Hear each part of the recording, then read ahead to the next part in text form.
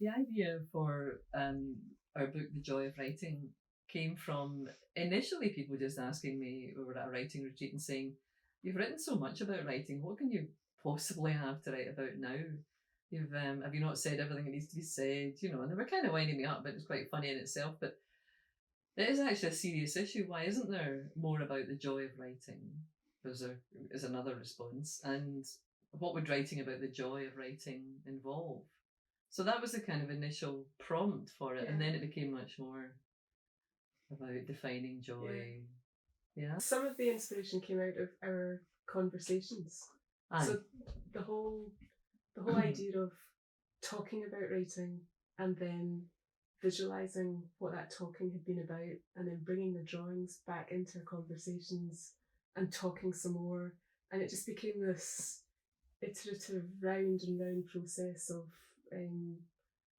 dialogue about writing, but about joy and about the humour in it as well, playing with the ideas, playing with the images. So the images are all line drawings. So that's a particular way of describing something visually. You're not paying attention to the shadows, you're not paying attention to colours, and that's quite deliberate. You're focusing on shapes.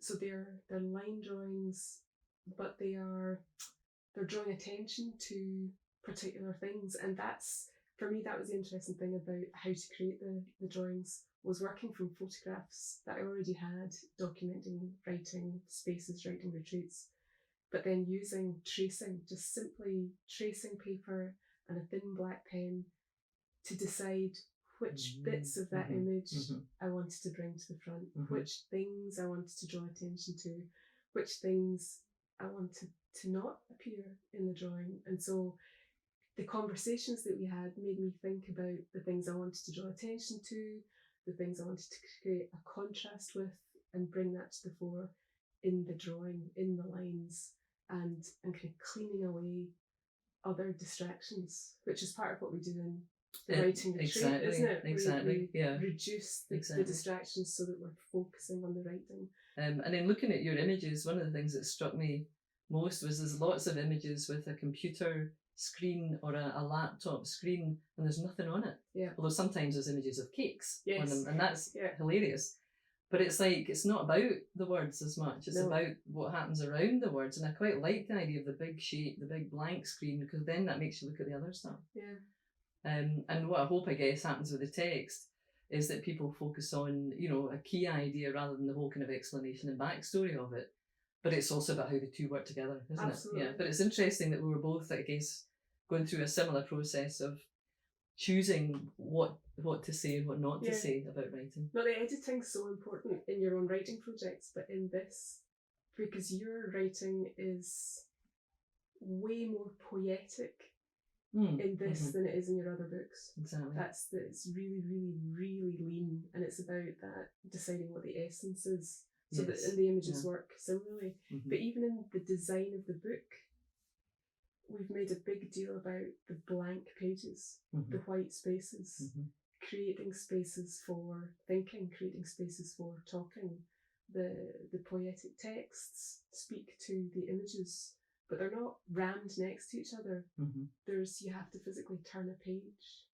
There's that process of pausing, of thinking. So there's a whole rhythm that we've deliberately designed into the book, as well as the content of the text and the images themselves. That's lovely. And they can even write in it themselves, which I'm hoping they will do, and leave a wee coffee cup stain or wine stain, whatever it is, squidge a banana into it, whatever it is you want to put onto it. This book compares to my other books about writing in that it's much shorter.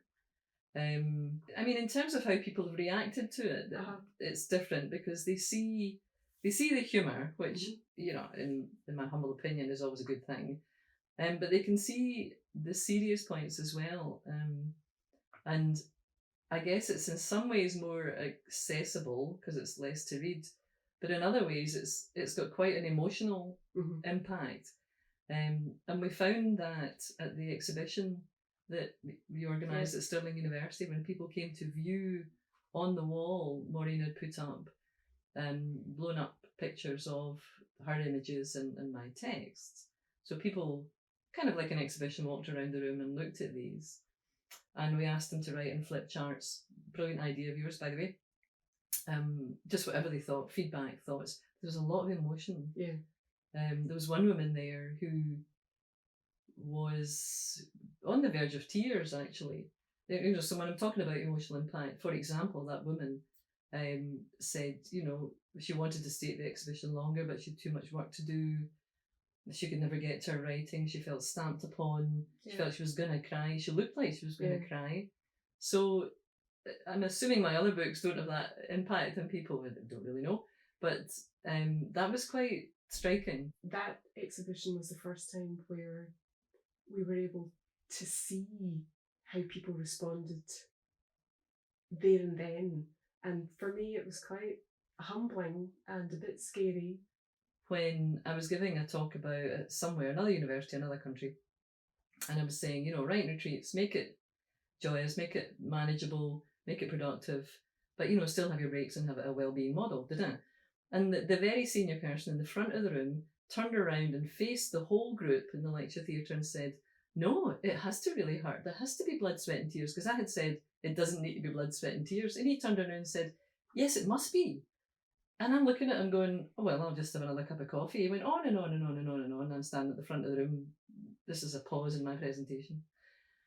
And he turned and looked at me and I said, well, I could not disagree more. And he said, well, I thought you would say that.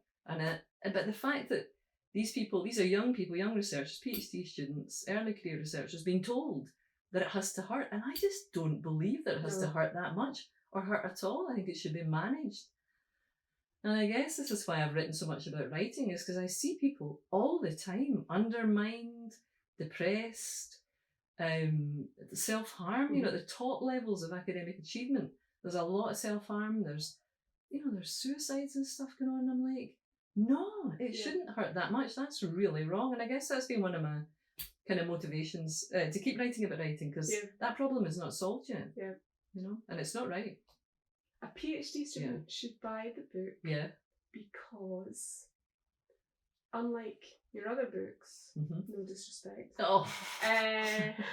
This book, I think PhD students will recognise themselves much more readily in the text and images. So I'm thinking of images like the slouch writing, unhealthy habits. There are images that you instantly recognise as doing, even though you know you shouldn't.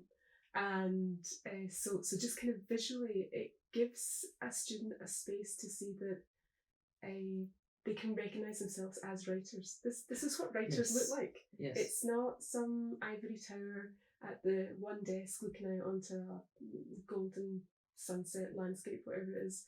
But actually it is about snack writing on the sofa, but only doing that for 15 minutes. It is about carving out an hour, 2 hours at a desk. But you've got your peanuts and nuts and bits of fruit round about you and your cake. Obviously. Yeah. So it's all that different ways of recognising yourself as a writer. And this book just says, it looks like this and it looks like that, and you'll see yourself in this in all sorts of different ways. And there's nothing wrong with that. There's nothing wrong with it. Yeah. Working together is, do you want to start?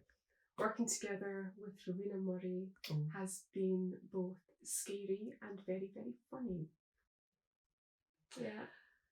Yeah, working with Maureen, bringing the images in. I mean, when we first started this, I wasn't sure what kind of writing I was going to do, what kind of images you were going to do. We weren't sure. We didn't know. And that's kind of interesting. It didn't know in an interesting way, because we're having such a laugh, even talking about it. And to be honest, when you started saying a few things, it was a few things you would say that that goes into the text, just because you kind of captured it. But that's because of how we were just chatting about writing. And some of the images, at one point I said, well, could we combine? And you started it's almost surreal how you've combined different images. So we're playing around with the idea of image and we're playing around with the idea of text. And I think you put it well when you said the images and the text kind of are in dialogue with each other. But it's kind of a totally different way of working, but it's the most fun I've had with a bit of writing, particularly writing about writing. It's quite a serious topic, really. but actually it's been a lot of fun. Our plans for future books are creatively relatively undefined at the moment. I think we want to bring this book to more people as the first step, tell more people about it, as in this process. But also, we already have other ideas and images that didn't get into this book. That's right. And other ideas for exploring writing in the images and text. I mean, I've got lots of notes. I don't know if you've got drawings waiting to go in, and right, there you go. No, there's definitely more joy to be had. More laughter. We need to explain maybe how people can get hold of the book. Are we making it available on both websites? Yep, we can make it available on my website, which is Anchorage Educational Services. And the Room for Writing. Room for Writing. Is Maureen's. Mm-hmm. And there is also, so it's not only the book, which is £10 plus post and package. Correct, £2, yep. There is also a t-shirt that they can, and there's, if you want to join Rowena Murray Writing Group, you can see on Facebook images of the gorgeous t-shirts and just more information about what we've been doing, how we've been working. We'll be putting stuff up on Facebook as well. We will.